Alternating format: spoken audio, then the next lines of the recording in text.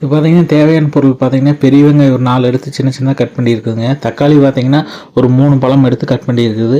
பூண்டு கொஞ்சம், இஞ்சி கொஞ்சம் எடுத்துருக்குங்க. ஒரு 5 முட்டை எடுத்து வேக வச்சு தோலை உரிச்சு எடுத்து வச்சுருக்குது. ரெண்டாக கட் பண்ணி எடுத்து வச்சுக்குங்க. இப்போ ஒரு மிக்சி ஜார் எடுத்துக்கலாங்க. நம்ம அரிஞ்சு எடுத்து வச்சு இந்த பெரிய வெங்காயம் தக்காளி ஆட் பண்ணிக்குவோம். அப்படியே இஞ்சி பூண்டையுமே ஆட் பண்ணிக்கலாங்க. இதை மூடி போட்டு நல்லா பேஸ்டாட்ட அடித்து எடுத்துக்குவோம். இப்போ பார்த்தீங்கன்னா இந்த பாத்துக்கு நல்லா அடித்து எடுத்துருங்க. அடுப்பில் ஒரு பாத்திரம் வச்சுக்கலாங்க. சமையல் எண்ணெய் ஊற்றி அதில் கடுகு கொஞ்சம் போட்டுக்கலாம். எண்ணெய் காஞ்சோடனே கருவேப்பிலை கொஞ்சம் போட்டுக்கலாங்க. இப்போ நம்ம அரைச்சி எடுத்து வச்சுருந்த அந்த பேஸ்ட்டு இதில் ஆட் பண்ணிக்குவோம். இது நல்லா பச்சை வாசம் போகிற அளவுக்கு எண்ணெயிலேயே நல்லா வணக்கி விட்டுறலாங்க.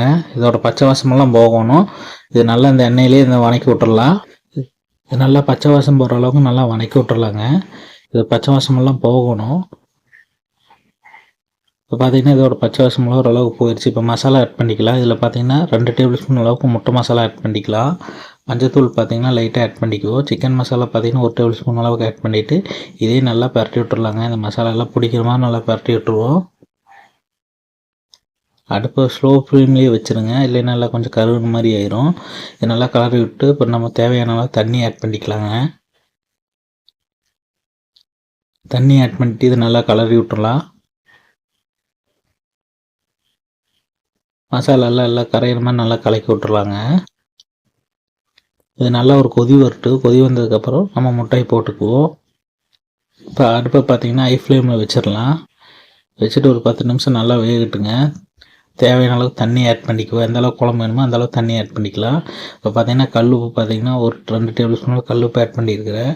பார்த்தீங்கன்னா நல்லா கொதி வந்துச்சு. இப்போ நம்ம அரிஞ்சு எடுத்து வச்சு இந்த முட்டையை பார்த்தீங்கன்னா ஒவ்வொன்றா இதில் ஆட் பண்ணிக்கலாங்க.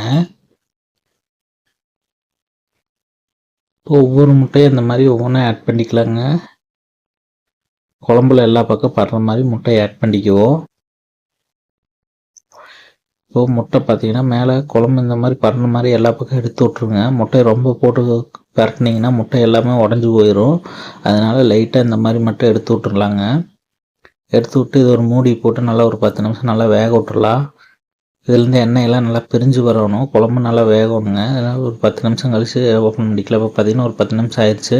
நல்லா எண்ணெயெல்லாம் பிரிஞ்சு வந்துருச்சு பார்த்துங்க. இந்த டைமில் நம்ம அடுப்பை ஆஃப் பண்ணிடலாங்க. ஆஃப் பண்ணிவிட்டு மேலே கொத்தமல்லி தழை தூவி விட்டுடலாம். இப்போ பார்த்தீங்கன்னா சுவையான முட்டை கிரேவி ரெடி ஆயிடுச்சு. இந்த மாதிரி செஞ்சு சாப்பிட்டு பாருங்கள், ரொம்ப டேஸ்ட்டாக இருக்கும். இந்த வீடியோ பிடிச்சா இந்த வீடியோக்கு ஒரு லைக் பண்ணிக்கங்க. அப்படியே நம்ம சேனல் புதுசாக இருந்தால் நம்ம சேனலை சப்ஸ்கிரைப் பண்ணிக்கங்க. அடுத்த ஒரு நல்ல வீடியோவில் பார்க்கலாங்க. இந்த முட்டை குழம்பு செஞ்சு சாப்பிட்டு பார்த்துட்டு உங்கள் கருத்தை கமெண்டில் சொல்லுங்கள். அடுத்த ஒரு நல்ல வீடியோவில் பார்க்கலாம்.